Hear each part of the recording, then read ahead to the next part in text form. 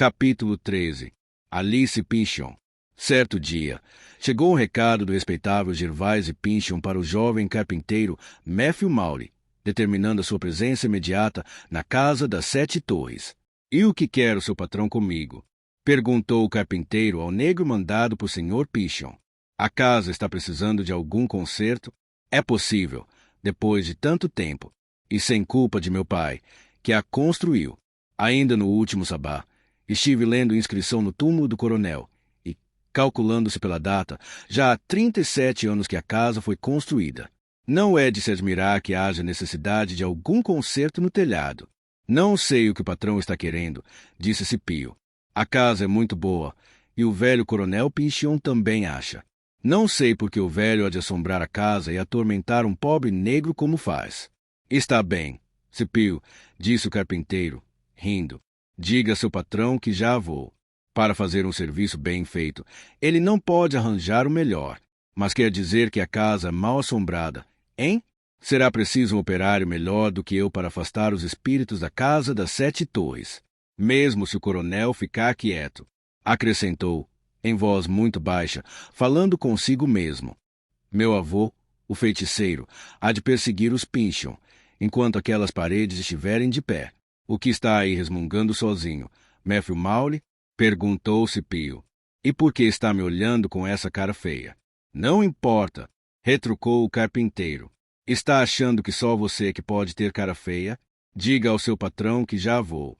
E se encontrar a filha dele, Alice, diga-lhe que Matthew Mowley lhe envia recomendações, respeitosamente. Ela veio muito bonita da Itália. Bonita, graciosa e orgulhosa, aquela Alice Pynchon." "Ele falou sobre Alice", exclamou Cipio, quando voltou. "Aquele reles carpinteiro. Só faltava essa." Convém esclarecer que aquele jovem carpinteiro Matthew Mowley era uma pessoa pouco compreendida e geralmente não muito querida na cidade em que vivia. Não que algo pudesse ser alegado contra a sua integridade ou quanto à sua perícia e diligência na profissão que exercia. A aversão, como deve realmente ser chamada, que muitas pessoas sentiam por ele era, em parte, resultado de seu próprio gênio e de seu comportamento e, em parte, resultado de uma herança. Ele era neto de um certo Matthew Mowley, um dos primeiros habitantes da cidade, que fora, em vida, famoso e terrível feiticeiro. Esse velho renegado foi uma das vítimas, quando Cotto Matera e seus irmãos ministros, os doutos juízes e outros homens eminentes, e o insigne governador Sir William Phips trataram de fazer os mais louváveis esforços no sentido de solapar o grande inimigo das almas, enviando uma multidão de seus adeptos para o pedregoso caminho do Morro da Forca. Posteriormente, é verdade, surgiu a suspeita de que, em consequência do infortunado exagero com que foi efetuada uma tarefa por si mesma de todo louvável, os processos contra os feiticeiros acabaram se tornando muito menos gratos ao pai benevolente do que ao arqui-inimigo, que deveriam ferir e esmagar de todo. Não é menos certo, porém, que o temor, o verdadeiro terror, envolveu a memória daqueles que tinham morrido por cometerem o horrível crime da bruxaria. As suas sepulturas, nas fendas dos rochedos, se mostraram, supunha-se, incapazes de reter os ocupantes tão apressadamente neles lançados. Sabia-se, de um modo especial, que o velho Matthew Mowley pouco hesitava e não tinha dificuldade de se levantar do túmulo, como os vivos levantam da cama, e era visto à meia-noite com tanta frequência como as pessoas vivas ao meio-dia. Aquele maldito feiticeiro, cujo justo castigo de modo algum parecia ter servido para corrigir, cultivava o hábito inveterado de assombrar uma certa mansão, denominada Casa das 7 Torres, contra cujo proprietário pretendia levar a cabo uma velha cobrança por arrendamento de imóvel. O fantasma, ao que parece, com a teimosia que fora uma de suas qualidades características em vida, insistia em se considerar o legítimo proprietário do terreno no qual fora construída a casa. As condições que impunha eram que eu teria de ser pago o arrendamento mencionado antes, desde o dia que começaram a ser feitas as escavações para os alicerces, ou a própria mansão lhe deveria ser entregue. Do contrário, o fantasma credor meteria o bedelho em todos os negócios dos Pynchon e lhes atrapalharia a vida, até mesmo 1000 anos depois a própria morte. Era uma história talvez absurda, mas não parecia de todo inacreditável aos que se lembravam que o sujeito teimoso, inflexivelmente obstinado, fora o feiticeiro Mowley. Agora, o neto do bruxo, o jovem Matthew Maury da nossa história, na opinião de muita gente, herdara algumas das discutíveis qualidades do avô. Era incrível quantos absurdos foram admitidos com referência ao jovem. Inventou-se, por exemplo, que ele possuía o estranho poder de entrar nos sonhos de uma pessoa e dispô-los de acordo com a sua própria fantasia, bem semelhante ao diretor de cena de um teatro. Os seus vizinhos, e especialmente as comadres suas vizinhas, conversavam muito a respeito do que chamavam de sortilégio dos olhos de Maury. Alguns diziam que ele podia ler o pensamento dos outros, alguns que, graças ao poder maravilhoso do seu olhar, ele era capaz de fazer com que as pessoas cumprissem a sua vontade ou de mandá-las, se quisesse, levar uma mensagem para o seu avô no mundo espiritual. Ainda, que ele possuía o que se chama mal-olhado, e era dotado da valiosa faculdade de fazer com que as plantas murchassem e transformar criancinhas em múmias. Afinal de contas, porém, o que prejudicava mais o jovem carpinteiro era, em primeiro lugar, o seu gênio reservado e introvertido, em segundo lugar, o fato de não frequentar a igreja e a desconfiança que provocava por seu comportamento herético em matéria de religião e política. Depois de receber o recado de Sr. Pinchon, o carpinteiro apenas terminou um pequeno trabalho que estava executando e se encaminhou para a Casa das 7 Torres. Aquele notável prédio, embora o seu estilo estivesse um pouquinho fora de moda, ainda constituía um respeitável edifício residencial, como o de qualquer gentleman da cidade. Dizia-se que o então proprietário, Gervais Pinchon, tomara antipatia pela casa em consequência ao choque que sofrerá na infância, com a morte repentina de seu avô. Justamente quando correrá para se sentar nos joelhos do coronel Pinchon, o menino descobrira que o velho puritano era apenas um cadáver. Depois de grande, Sr. Pinchon estivera na Inglaterra, onde se casara com uma moça rica e, posteriormente, passará muitos anos na Europa, em parte na antiga metrópole, em parte em cidades do continente.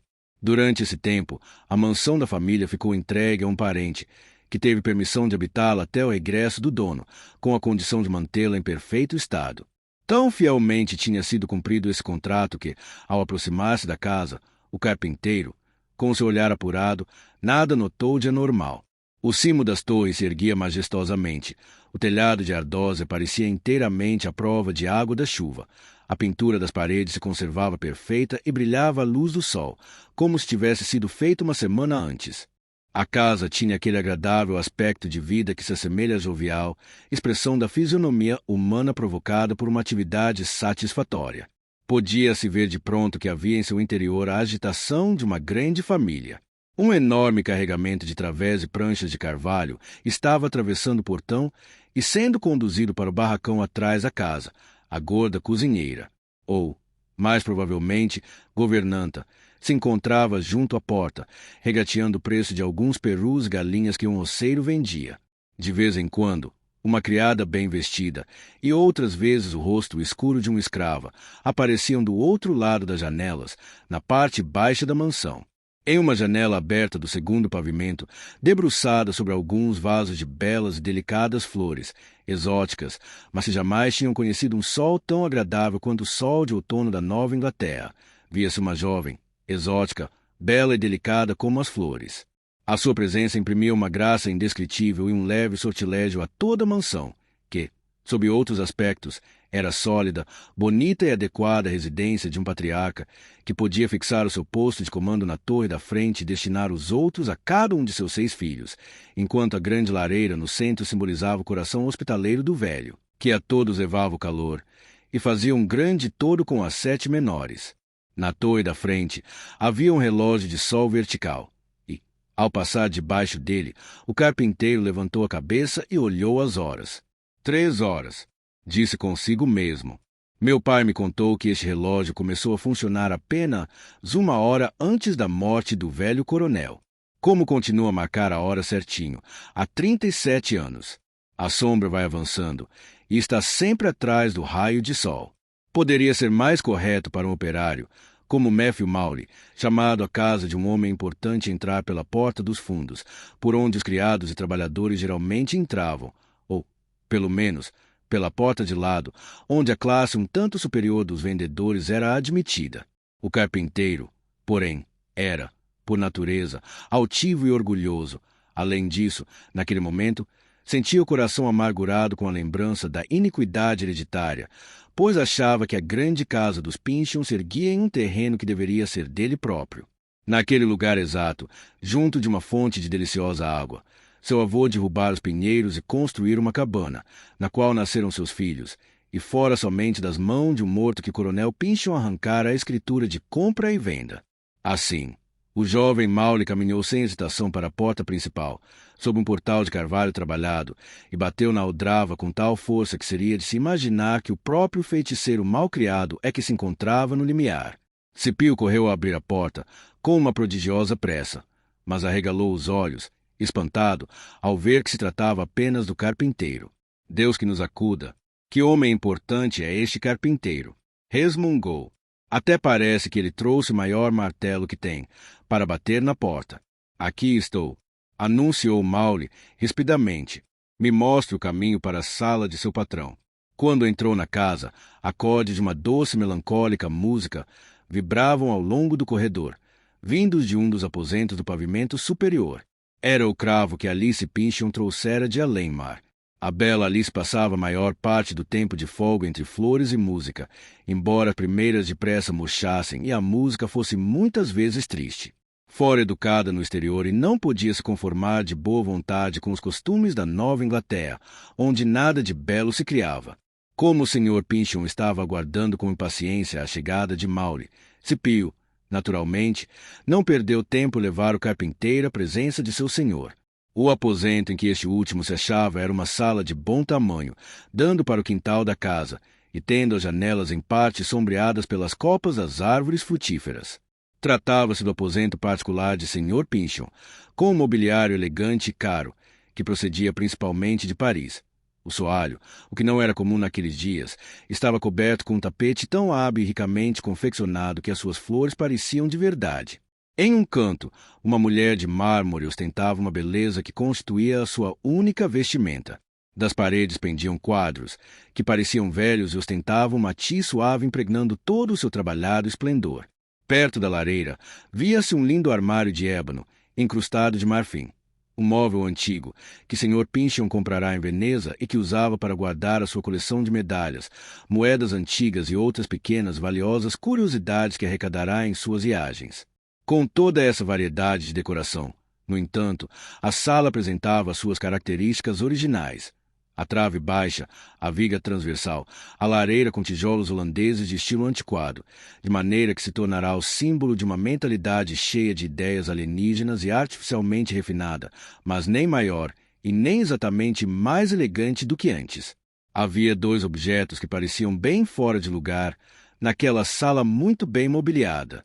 Um era um grande mapa, ou planta de agrimensor, que parecia ter sido feita muitos anos antes e se encontrava agora enfumaçada e suja, aqui e ali, com o sinal do contato de dedos. O outro era o retrato de um velho carrancudo, com vestes de puritano, toscamente pintado, porém produzindo um efeito incisivo e uma notável expressão de caráter. Sr. Pynchon estava sentado junto a uma mesinha, diante da lareira, que queimava carvão inglês, tomando café, bebida com a qual se acostumara durante sua permanência na França. Era um homem de meia idade e realmente bonito, com uma peruca caindo até os ombros, vestia um casaco de veludo azul, com rendas nas orlas e nos punhos. A luz do fogão fazia reluzir o seu colete, todo enfeitado com ouro.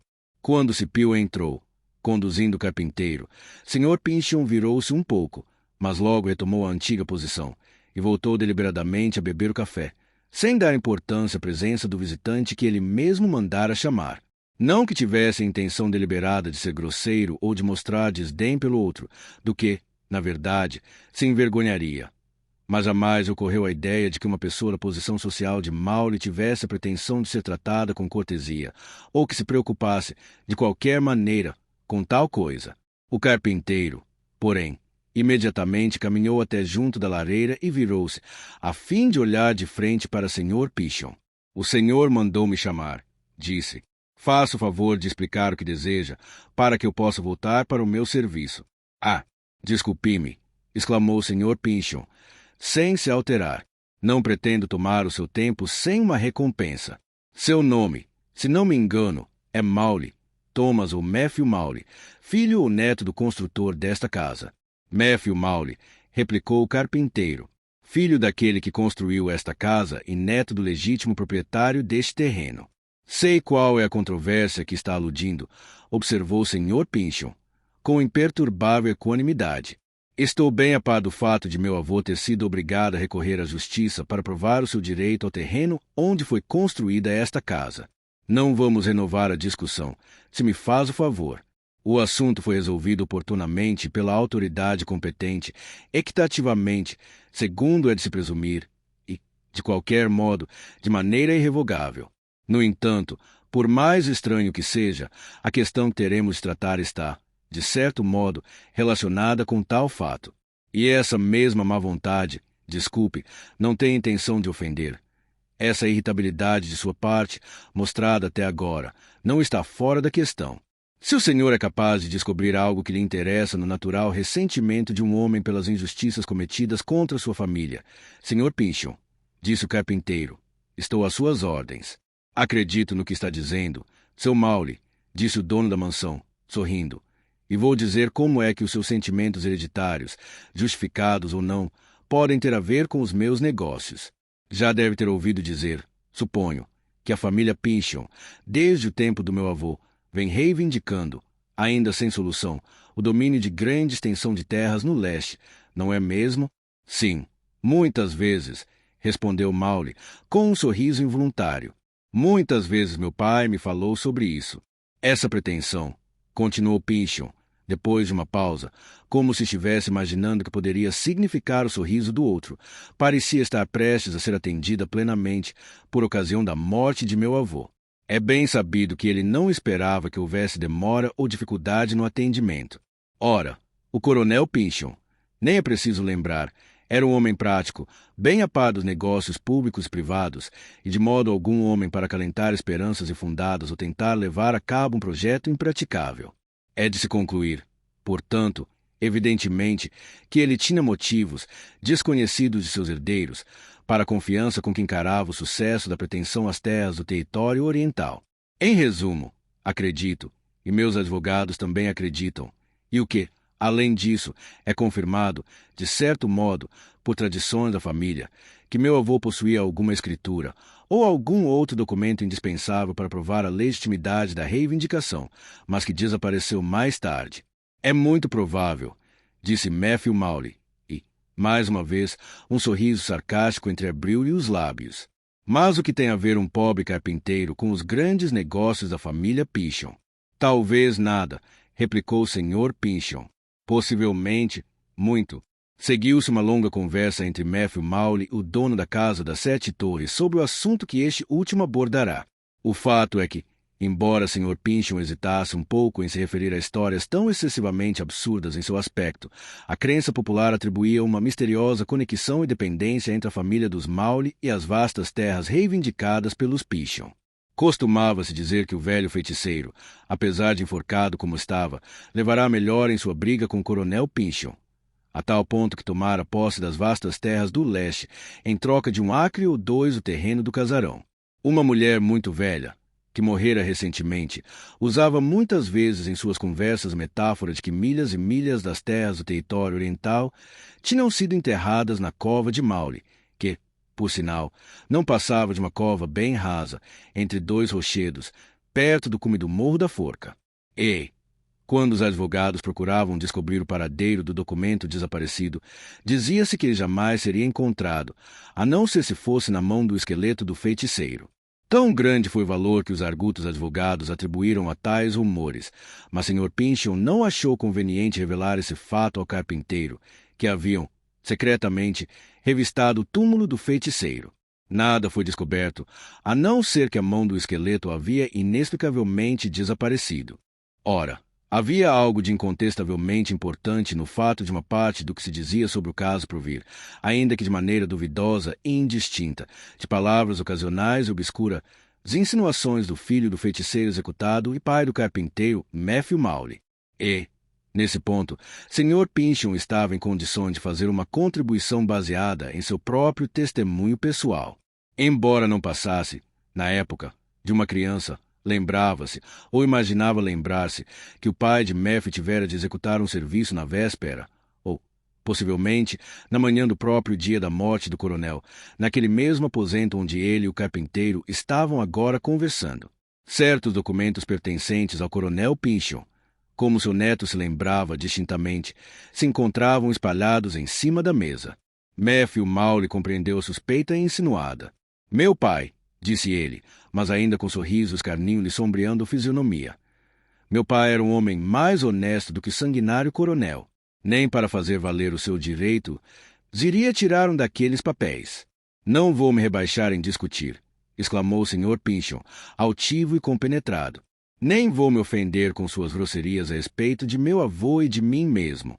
Quando um homem de alta categoria conversa com um outro de hábitos e educação diferentes dos seus, tem de verificar, antes de mais nada, se a importância do assunto compensa o sacrifício. É o que ocorre no presente caso." Continuou, então, a conversa e ofereceu ao carpinteiro grandes compensações monetárias em troca de informações que levassem à descoberta do documento perdido e consequente êxito da pretensão às terras orientais. Segundo se diz, Matthew Mowley por muito tempo fez ouvidos moucos às propostas. Afinal, porém, dando uma estranha risada, perguntou se o Sr. Pynchon lhe devolveria o terreno da antiga casa do feiticeiro, juntamente com a casa das 7 torres, agora construída no terreno, em troca da prova documental tão insistentemente procurada. A lenda contada de boca em boca, que a minha narrativa segue, em suas linhas gerais, sem copiar, no entanto, todas as suas extravagâncias, nesse ponto fala em um comportamento muito estranho por parte do retrato do coronel Pynchon. Tal retrato, convém saber, estava, ao que se supunha, tão intimamente relacionado com o destino da casa e tão magicamente entranhado em suas paredes que, se fosse retirado alguma vez de onde estava, todo o prédio no mesmo instante desabaria, transformando-se em um montão de pó. Durante a conversa anterior entre o Sr. Pynchon e o carpinteiro, o retrato vinha fechando a cara, cerrando os punhos e mostrando a sua agitação por vários outros sinais, sem, contudo, atrair a atenção dos dois interlocutores. E, finalmente, diante da audaciosa sugestão de Matthew Mowley sobre a transferência da casa das 7 torres, o retrato fantasma, dizem, perdeu de toda a paciência e esteve a ponto de sair da moldura para intervir. Esses incríveis incidentes, todavia, são mencionados apenas por curiosidade. "Entregar esta casa", exclamou o Sr. Pynchon, estarrecido com a proposta. "Se eu fizesse tal coisa, meu avô não permaneceria quieto em seu túmulo." "Ele nunca ficou, se as histórias que contam são verdadeiras", retrucou o carpinteiro, imperturbável. "Mas isso diz mais respeito ao seu neto que a Matthew Mowley. Não tenho outras condições a propor." Apesar da impossibilidade de aceitar os termos de Mowley, pensando melhor, Sr. Pynchon chegou à conclusão de que o assunto merecia pelo menos ser discutido. Ele próprio não tinha grande apego àquela casa, nem lembranças agradáveis da infância nela passada. Ao contrário, depois de 37 anos, a presença do avô parecia ainda impregná-la, como naquela manhã em que o menino o vira sentado em sua cadeira já com a rigidez dos mortos. Além disso, a sua longa permanência no exterior e a sua familiaridade com os castelos e mansões avoengas da Inglaterra e os palácios de mármore da Itália tinham-no levado a olhar com desdém a casa das 7 torres, quer no que se referia ao esplendor, quer no que se referia ao conforto. Era uma mansão de todo inadequada ao estilo de vida que o Sr. Pynchon teria de seguir depois de reconhecido seu direito sobre as terras do leste. Seu mordomo poderia ocupá-la, mas jamais, sem dúvida, o grande proprietário territorial pessoalmente.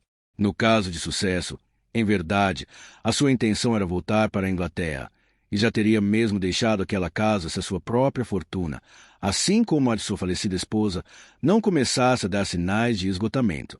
Uma vez devidamente resolvido o caso das terras orientais e de posse das mesmas sem possibilidade de contestação, a propriedade territorial de Sr. Pynchon, medida em milhas, e não em acres, seria digna de um condado e lhe permitiria razoavelmente obter a elevada dignidade do monarca britânico. Lord Pynchon, ou Conde de Valdo, como poderia um nobre de tal quilate acomodar a sua grandeza dentro de 7 humildes torres? Em resumo, de um ponto de vista mais amplo, as condições do carpinteiro pareciam tão ridiculamente fáceis que Sr. Pynchon mal pôde conter o riso. Sentiu vergonha, depois de ter refletido como se viu, de propor qualquer diminuição de tão moderada recompensa pelo imenso serviço que lhe seria prestado. Concordo com a sua proposta, Maury, exclamou. Dê-me a posse do documento indispensável para confirmar o meu direito, e a casa das 7 torres é sua. Segundo algumas versões da história, o instrumento de um contrato sobre o que ficará combinado foi redigido por um advogado e assinado na presença de testemunhas. Outras versões dizem que Matthew Maury se contentou com uma declaração por escrito de Pynchon, obrigando-se a cumprir rigorosamente a promessa feita. Depois, o dono da casa mandou servir vinho, que ele e o carpinteiro beberam juntos, confirmando o acordo. Durante toda a discussão anterior e formalidades subsequentes, parece que o retrato do velho puritano continuou as suas manifestações de desaprovação. Sem resultado, contudo, o único efeito produzido foi o fato de Sr. Pynchon, depois de haver bebido o vinho, ter tido a impressão de que seu avô fechará a cara, irritado. Este xerez é um vinho muito forte para mim, comentou, então, depois de ter olhado espantado para o quadro. Já me afetou o cérebro. Quando voltar à Europa, vou me limitar àqueles vinhos mais suaves da Itália e da França. Milord Pynchon pode beber o vinho que quiser e sempre que quiser, replicou o carpinteiro, como se estivesse a par dos ambiciosos projetos de Sr. Pynchon. Mas, antes, se o senhor quer obter aquele documento perdido, tenho de conseguir o favor de ter uma conversinha com sua linda filha Alice. Está louco, Maury? Exclamou o Sr. Pynchon, altiva e desdenhosamente, e agora, afinal, havia raiva misturada com o seu orgulho. O que tem a ver minha filha com um assunto como esse? Na verdade, diante desse novo pedido por parte do carpinteiro, o dono das 7 torres ficou muito mais estarrecido do que com a proposta de lhe ceder a casa. Havia, pelo menos, um motivo admissível para a primeira exigência, nenhum motivo, aparentemente, para a outra. Não obstante, Matthew Maury insistiu teimosamente que a moça deveria ser chamada, e fez mesmo que seu pai compreendesse, através de uma explicação misteriosa, que tornou o caso ainda mais obscuro do que antes, que o único meio de conseguir o desejado conhecimento seria através do veículo claro, cristalino, de uma inteligência pura e virgem como a bela Alice. Para não prolongar o nosso relato, falando sobre os escrúpulos de Sr. Pynchon, motivados por consciência, orgulho ou amor paterno, o fato é que, afinal, ele mandou chamar a filha. Sabia muito bem que a moça se encontrava em seus aposentos e não empenhada em qualquer ocupação que não pudesse ser posta de lado sem demora, pois, desde que o nome de Alice fora pronunciado, tanto seu pai como o carpinteiro vinham ouvindo a música triste e suave do cravo e a melancólica cantiga que entoava. Assim, Alice Pynchon foi chamada e apareceu. Segundo se sabe, um retrato daquela jovem, pintado por um artista veneziano e deixado por seu pai na Inglaterra, foi parar nas mãos do atual Duque de Devonshire e se encontra guardado em Chatsworth, não por causa de qualquer relacionamento com o original, mas devido ao valor do quadro e à beleza da retratada. Se um dia houve uma lady inata e distante da massa comum da humanidade por uma graciosa e fria majestade, essa mulher foi, sem sombra de dúvida, Alice Pynchon. No entanto, havia nela a presença feminil, a ternura, ou, pelo menos, a capacidade para a ternura. Graças a tal qualidade redentora, um homem generoso por natureza teria perdoado todo o seu orgulho e quase se contentado em deitar-se no caminho de Alice Pynchon e deixar que ela lhe pisasse no coração, com seus pezinhos delicados. Tudo o que exigiria é que ela lhe reconhecesse como homem, como um ser humano, composto dos mesmos elementos de que ela própria era composta.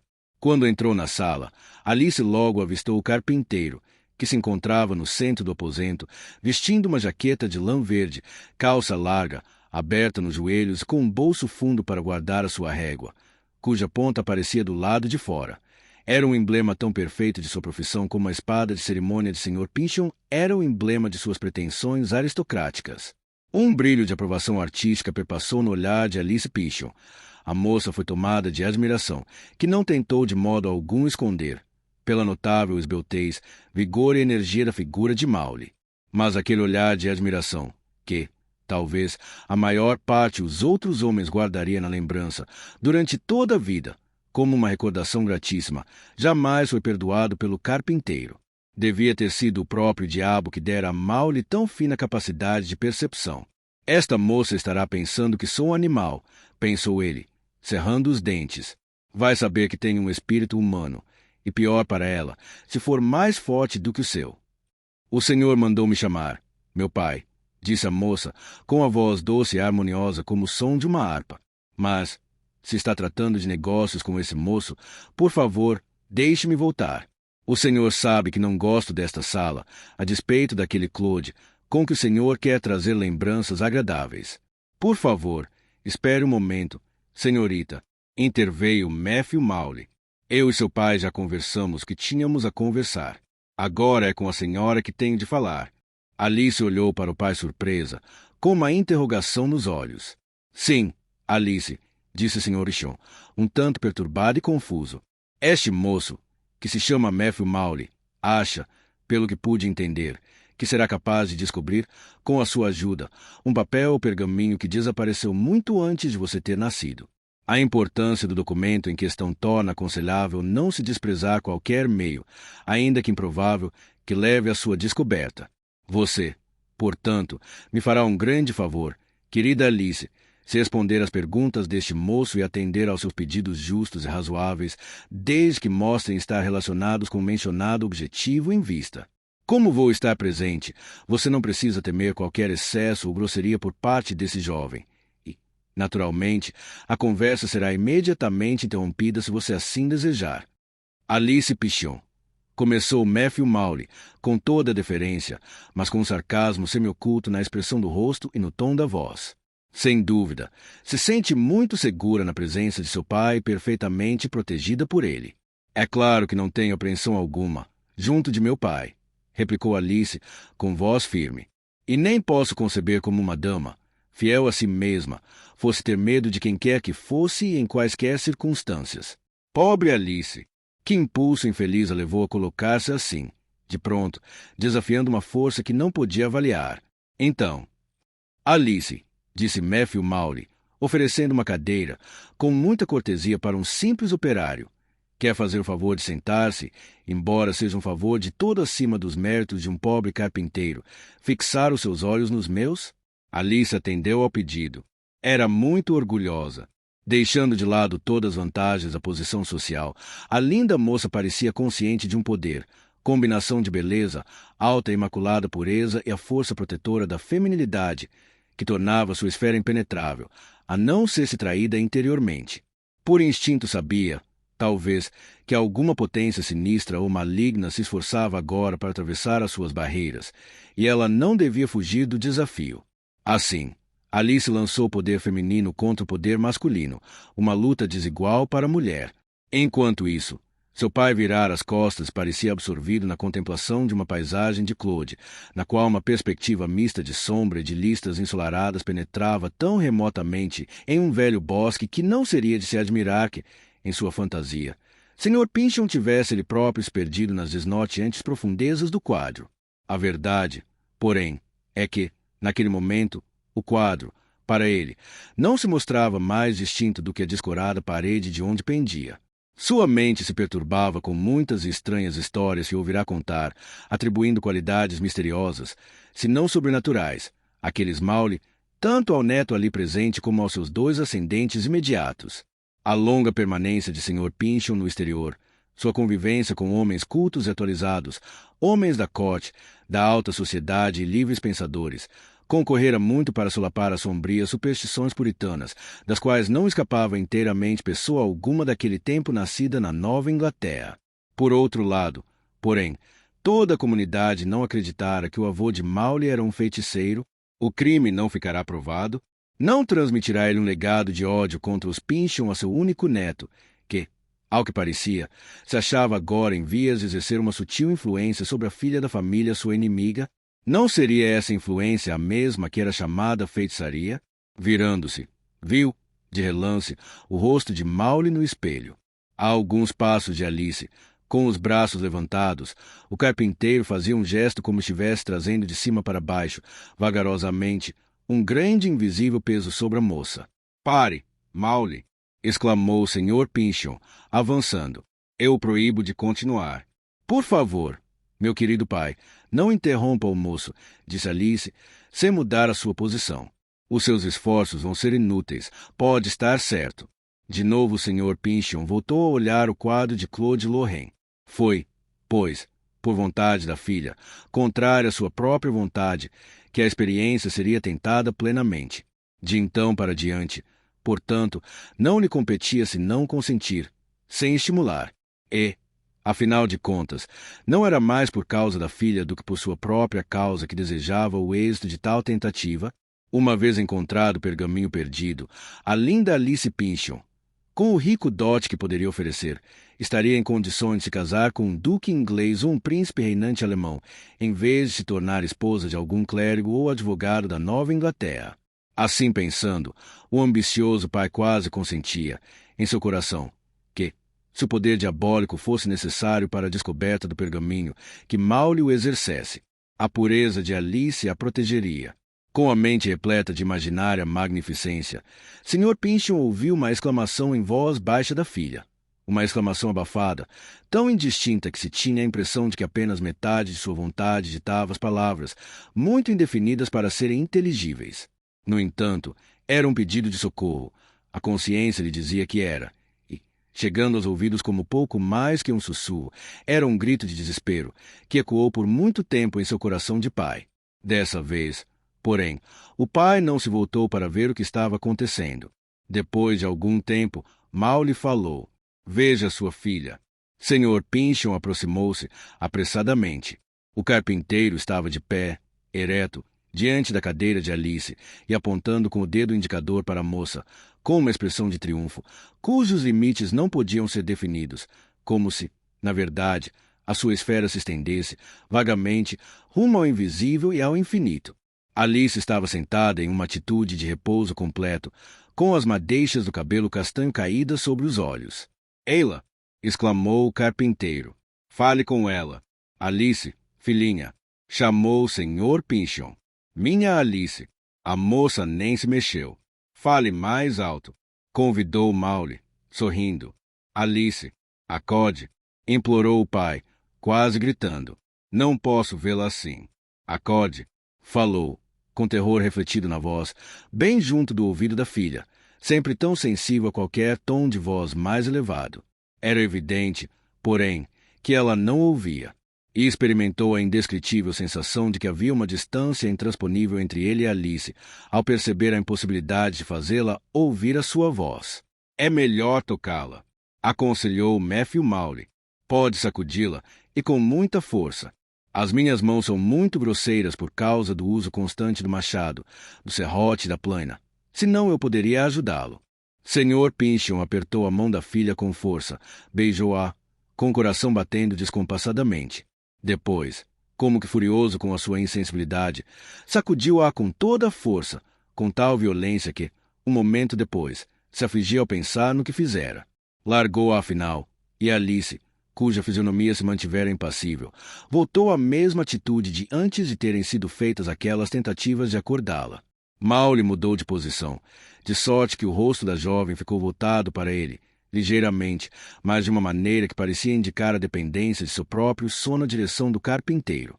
Foi, então, um espetáculo estranho ver como o homem da alta sociedade sacudiu o pó de arroz da peruca, como o gentleman compenetrado e grave se esqueceu de sua dignidade, como o colete enfeitado de ouro tremeu e escorregou à luz da lareira, movimentado pela convulsão de raiva, de terror e de sofrimento do coração humano que batia debaixo dele. Canalha! Gritou o Sr. Pynchon, ameaçando Maury, com os punhos cerrados. Você e o diabo juntos me roubaram minha filha. Trate de devolvê-la ou irá parar no Morro da Forca, ao lado do seu avô. Calma, Sr. Pynchon, retrucou o carpinteiro, com uma irritante compostura. Calma, pois, do contrário, vai amarrotar a renda de seus punhos. Será culpa minha que o senhor tenha vendido sua filha em troca da simples esperança de se apoderar de um simples pergaminho. Lá está, Alice dormindo tranquilamente. Agora, vamos ver Matthew Maury verificar se ela ainda está tão orgulhosa como o carpinteiro achou há pouco. Falou, e Alice respondeu com uma aquiescência leve, contida, interior, e virando o corpo em sua direção, como a chama de uma tocha quando encontra um leve sopro de vento. Ele fez um sinal com a mão, levantando-se da cadeira, cega, mas indubitavelmente, como voltada para o seu seguro e inevitável centro, A orgulhosa Alice se aproximou dele. Maury fez um gesto mandando-a se afastar, e ela se sentou de novo. Ela é minha, exclamou Matthew Maury. Minha, pelo direito do espírito mais forte. No prosseguimento da lenda, há um relato longo, grotesco e ocasionalmente amedrontador sobre os encantamentos do carpinteiro, se assim podem ser chamados, destinados à descoberta do documento perdido. Parece que o seu objetivo era transformar a mente de Alice em uma espécie de telescópio, através do qual ele próprio e o Sr. Pynchon poderiam vislumbrar o mundo espiritual.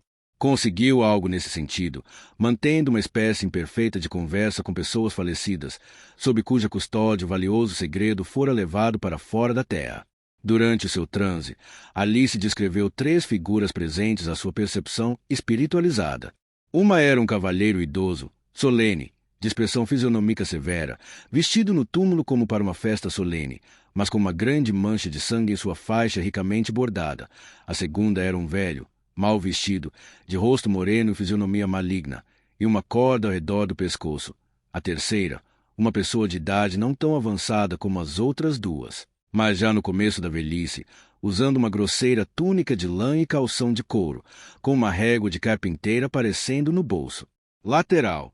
Aqueles 3 personagens fantasmagóricos tinham todos conhecimento do documento desaparecido. Um deles, é verdade, aquele com a faixa manchada de sangue. Parecia, a não ser que a sua atitude esteja sendo mal interpretada, parecia estar querendo manter o pergaminho consigo, mas era impedido, por seus 2 companheiros de mistério, de se encarregar ele próprio da missão. Afinal, quando fez menção de gritar o segredo, bem alto para ser ouvido, fora de sua esfera, pelos mortais, foi impedido pelos outros 2, que lutaram com ele e taparam a boca com as mãos. E, sem demora, fosse porque ele ficasse sufocado, fosse porque o próprio segredo tivesse um matiz carmesim, apareceu uma nova mancha de sangue em sua faixa. Depois disso, os 2 personagens mal vestidos riram e zombaram do humilhado alto dignatário, apontando para a mancha de sangue. Nesse ponto, Maury dirigiu-se a Sr. Pynchon. Jamais será permitido. A custódia desse segredo, que tanto enriqueceria os seus herdeiros, faz parte do castigo de seu avô. Ele tem de se engasgar com ela, até que não tenha mais valor algum, e fique com a casa das 7 torres. É uma herança comprada por alto preço e pesada demais com a maldição, para ser, por enquanto, afastada da herança do coronel Pynchon. Sr. Pynchon tentou falar, mas, furioso e amedrontado, não conseguiu mais do que emitir uma espécie de grunhido. O carpinteiro sorriu. Ah, honrado senhor, tem de beber o sangue do velho Maury, exclamou, escarninho. Demônio em figura de gente, por que está fazendo isso com minha filha? Disse Sr. Pynchon, quando, afinal, conseguiu falar. Dê-me minha filha de volta. Depois, suma-se, e que jamais nos encontremos de novo. Sua filha, replicou Matthew Maury. Ora, ela é toda minha. Contudo, para não me mostrar muito severo com a bela Alice, vou deixá-la sob a sua guarda. Não lhe garanto, porém, que ela jamais terá ocasião de se lembrar do carpinteiro Maury. Ergueu os braços estendidos e, depois de repetir o gesto algumas vezes, a bela Alice Pynchon despertou de seu estranho transe. Acordou sem a mais leve lembrança de sua experiência visionária, e sim como alguém que se entregasse a um devaneio momentâneo e voltasse à consciência da vida real, em um intervalo quase tão breve quanto necessário para que uma chama esmorecida na lareira se reavivasse. Ao reconhecer Matthew Maury, assumiu um ar de dignidade um tanto fria, mas gentil, diante de um sorrisinho do carpinteiro que estimulava o orgulho da bela moça. Assim terminou, naquela ocasião, a procura da escritura perdida das terras do território oriental.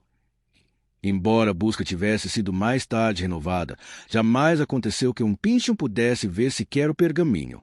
Ai, porém, da bela, da graciosa, mas por demais altiva Alice. Um poder que ela pouco temia se apoderara da alma da donzela. Uma vontade, indiferente da sua, a mantinha dentro de seu círculo fantástico e grotesco. Seu pai, como se viu, sacrificará a pobre filha ao seu desordenado desejo de medir as suas terras por milhas e não por acres. E assim, enquanto viveu, Alice foi escrava de Maury, uma servidão 1000 vezes mais humilhante do que se tivesse cadeias em torno do corpo. Sentada em sua casa humilde, bastava a Maury fazer um gesto, e Estivesse onde estivesse a jovem orgulhosa, fosse em seu quarto, ou recebendo as importantes visitas de seu pai, ou rezando na igreja, fosse qual fosse o lugar onde se encontrasse ou ocupação a que se dedicasse, o seu espírito escapava do seu próprio domínio e se curvava ao de Maury. Dobre uma gargalhada, Alice, ordenava Maury, em voz alta, ou mesmo apenas em pensamento. E, ainda que estivesse rezando ou em um enterro, Alice tinha um frouxo de riso. Fique triste, Alice. E, no mesmo instante, a moça começava a chorar, acabando com a alegria dos que a rodeavam, como a chuva apaga uma fogueira. Dance, Alice. E Alice dançava não as danças elegantes que aprenderá no estrangeiro, mas uma giga ou um rigodão agitado, alguma dança saltitante usada nas festas rústicas. O objetivo de Maury parecia ser não o de destruir Alice, não de impor um negro e gigantesco eu, que coroaria o sofrimento com a majestade da tragédia, e, sim, humilhá-la impiedosamente. Assim, perdeu-se toda a dignidade da vida. A jovem se sentia por demais rebaixada e chegava a querer trocar a sua sorte com a de um verme. Em um fim de tarde, a pobre Alice foi atraída a um casamento pelo seu invisível déspota, mas não seu próprio casamento, pois, na situação em que se achava, considerava um pecado casar-se e obrigada, de leve vestido branco e chinelas de cetim, a caminhar, pelas ruas, até a morada humilde de um operário. Ali havia risos, alegria, pois, naquela noite, Matthew Maury ia casar-se com a filha de um trabalhador e convocar a orgulhosa Alice Pynchon para servir de dama de sua noiva. E assim aconteceu. E, quando os dois noivos se tornaram um só, Alice acordou do seu sono encantado. Não mais orgulhosa, porém, humilde e com um sorriso marcado por profunda tristeza, ela beijou a mulher de Maury e seguiu seu caminho. Era uma noite inclemente. O vento sudeste lançava chuva e neve de mistura ao seu mal protegido peito. As chinelas de cetim estavam cada vez mais molhadas, caminhando pelas ruas lamacentas. No dia seguinte, apareceu um resfriado. Ela começou a tossir. E, dentro em pouco, um rosto éctico, um corpo magro, sentada diante do cravo, ali se enchia a casa de música. Música em que ecoava um coro celestial. Oh, alegria! Alice suportava a derradeira humilhação. Oh, alegria ainda maior! Alice penitenciava-se de seu único pecado na terra e já não tinha orgulho. Os Pynchon fizeram um grande funeral para Alice. Amigos e parentes compareceram, juntamente com todas as pessoas gradas da cidade. Mas, em último lugar no cortejo, caminhava Matthew Maury, rilhando os dentes, como se tivesse mordido seu próprio coração até parti-lo em dois, o mais sombrio e pesaroso homem que já acompanhou um defunto. Quisera humilhar Alice, não matá-la, mas agarrara com as suas rudes mãos, para com ela brincar, uma alma delicada de mulher, e Alice estava morta.